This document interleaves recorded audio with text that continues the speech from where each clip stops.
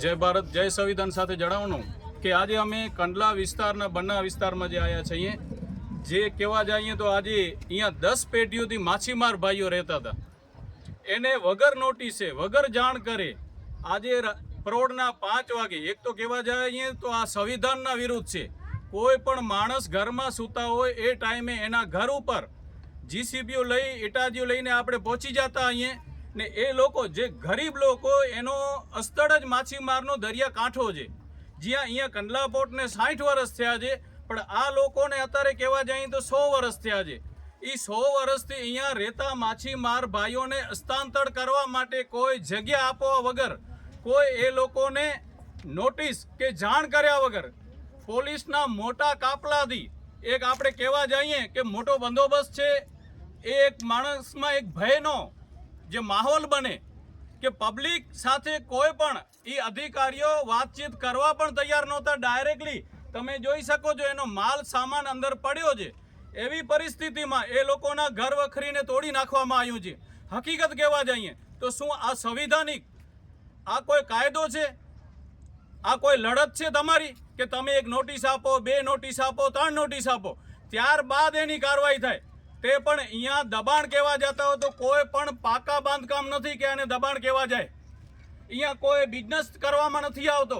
જ્યારે કંડલા પોર્ટના 1.5 લાખ એકડ જમીન છે, મારા સૂચન પ્રમાણે, મારી અભિપ્રાય પ્રમાણે, મારા જાણ પ્રમાણે એની આજુબાજુ જે જમીન છે એના ઉપર લગભગ 50,000 એકડ જમીન ઉપર દબાણ છે. તો એ દબાણ શાખાના કંડલા પોર્ટના અધિકારીઓને કેમ એ નથી દેખાતો?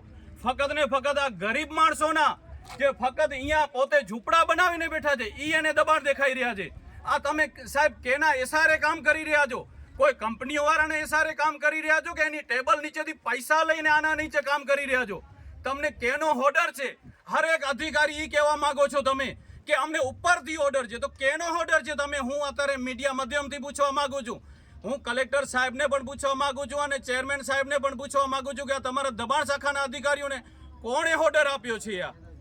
આ જો કે હકીકતી આવી રીતે બુલડોઝર ચલાવી ને ગરીબ લોકોના જો અગર એવી રીતે ઝૂંપડા ફગાડવામાં આવતા હશે તો આવનારા દિવસોમાં સાહેબ તમારા સામે હાઈકોર્ટની તો લડત થશે જ, પણ તો જે તમે 2 નંબરના જે ધંધા કરી રહ્યા છે અહીંયા મીઠા ઉદ્યોગોના, જેને કહેવો વ્હાઇટ સોનો પકાવી રહ્યા છે, જે પોતાની માલિકીની કોઈ જમીન નથી, એના ઉપર કંડલા પોર્ટની દબાણની જમીન ઉપર જે 50,000 એકડ ઉપર, તો એ તમે શું કરવા એને ખાલી નથી કરાવી રહ્યા? એનામાં તમને શું લાલચ છે? શું તમને એ નીચે ટેબલ નીચેથી કાંઈ આપે છે?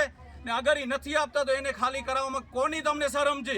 અગર આ તમને આ ગરીબ માણસોની, એના બચ્ચાઓની હાય જ ખાવી છે તો આવનારા દિવસોમાં તમારો પરિવાર પણ એ જોઈ લેશે કે આનો ભોગ બને છે કે નથી બનતો. તમારો એક આસિયાનો કોઈ ફગાડવામાં આવે તો તમને ખબર પડે આ તો એ લોકોનો જિંદગીભરનો છે.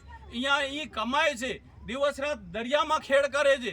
એ ખેતી સાચી છે? તમે કહેવા જાઓ 2 જ ખેડૂતો છે, પણ જે આપણે ધરતી ખેડૂત છે, બીજા સાગર ખેડૂત છે.